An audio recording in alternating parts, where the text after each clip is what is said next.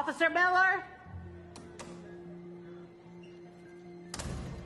Guard, I need to know about... Shut up. Oh, excuse me, I need to know about my son. I said shut up. Have you lost your mind? I will have your job. I'm not gonna say it again. So you just come running when this bitch calls you? Watch your mouth. Who the hell is she? All right, have and have not fans. I know this seems like a random video to do, but at the same time, I just thought it was hilarious the number of people who reacted to Mama Rose having a recliner in her jail cell. I don't know why, but I guess people thought it was ridiculous, but at the same time, I thought it was hilarious. I mean, if nothing else, it was just to exert her own power. But basically, before going further, make sure you take a moment to hit that like button, hit subscribe, hit the bell icon and select all. That way you're notified when I post new content. And follow me on social media. Links are in the description below. And for a ridiculous video like this, I'm going to set a ridiculous goal. Let's try to get to 500 likes on this video. Yeah, I said it, 500 likes. Now, if nothing else, I remember when the new Mama Rose appeared for the first time, she gave off Penguin from the Adam West Batman series vibe. But then when I saw her on that recliner, I'm thinking, dang, is that Roseanne?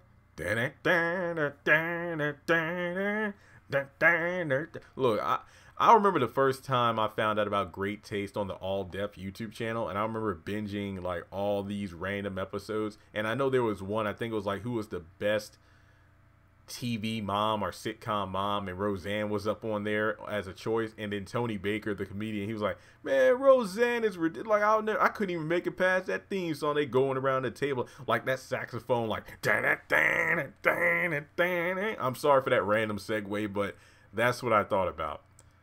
Guys, it was just to exert authority. She literally told Officer Miller she didn't want to go anywhere. I mean, that young officer was determined that I wasn't going anywhere when he arrested me for DUI. So no, I'll stay. Is my family out there yet? Make sure he's up at the front so he can meet them. And that's about it, because he's like, I can let you out of here if you want. Oh, no. Let the young boy learn. So she pretty much was just chilling. That's honestly the easiest way to put it. Mama Rose was chilling. Now, the recliner itself. Where did they get it? I don't know. I mean, could it just have been a random chair from the police station? Possibly, even though technically, based off what we've seen at the police station so far, that recliner seems like an odd bit of furniture to have around. Because in the offices and whatnot, you have like the office chairs, but because we've seen like, George's office, we've seen Sarah's office, we've seen the dude who looks like Warlock, he's like the captain or whatever. He was the guy that's supposed to be investigating Justin after Wyatt was about to go down on him for drugs and Jim walked in on him. He didn't have a recliner. So, I mean, it could have been a situation where this isn't an uncommon... Well, no, I wouldn't say that it's Mama Rose's regular chair, because obviously, based on the situation, she doesn't normally get arrested. The cops let it slide. So I'm not going to sit up here and say, oh, well, Mama Rose usually gets arrested, so her recliner's already there. Kind of like on the Andy Griffith Show, that one dude who was the town drunk who was always arrested, but then he would just be let out the next day. I don't know. But my guess is she just said, I want a comfortable chair, so the officers just ran out to get a recliner from somewhere. Again, I'm not even going to sit up here and try to break my brain figuring out, well, where did they get the recliner? Did they go down to Schul's? Did they borrow it from someone? I don't know. Is there like a... I mean, there could be like, an area of the police station where what do they call, like the break room? There could be a recliner in there. I don't know, possibly. Well, again, I'm not going to sit up here and do like, here's an elaborate 20-minute theory of where they could have gotten the recliner. No, I'm not going to do that. But I mean, you look at the fact that Mama Rose was just flexing, if you will. It's too noisy in here. I want some quiet. It's too bright in here. I want a lighter. That's all she was doing, flexing. And that's pretty much it. And was it ridiculous? Absolutely. It just was ridiculous. But guys, it was funny. That's what made it. It was funny because it was so ridiculous.